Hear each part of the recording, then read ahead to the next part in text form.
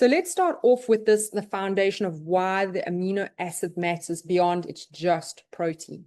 One of the things you've got to realize is that from like 1920s up until now, there has been a increase in the amount of protein that the general American population is eating.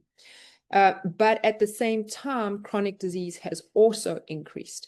So when we talk about amino acids in a functional medicine point of view, we're not just discussing building blocks for the muscle. We're talking about the fundamental currency of nearly every biochemical transaction in the body. So think about that. Every single process that's going on in the body is requiring amino acids.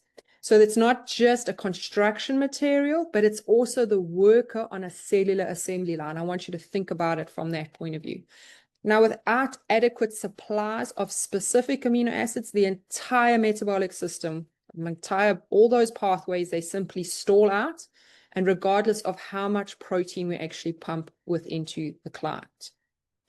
So you're going to ask, well, why eat more protein fails? And generally, it's coming down to the 3 bottlenecks.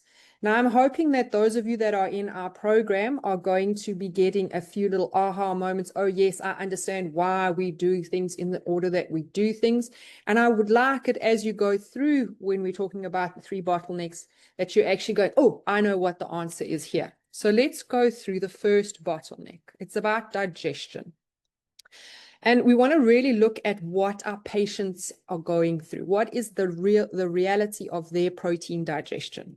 So let's look at it from a point of view of what actually happens as that food goes into the mouth. The protein hits the stomach, and it needs a robust HCl for denaturization. So I'm hoping you guys that you should be going, I see something here that's very important. Those of you that are in our program, you should be going, oh, I know what's coming.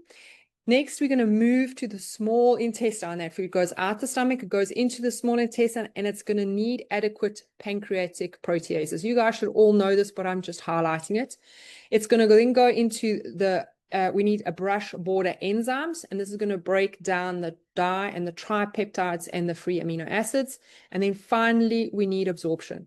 And this is going to require functional intestinal transporters. So I'm hoping that you can see where the issues are going to come in.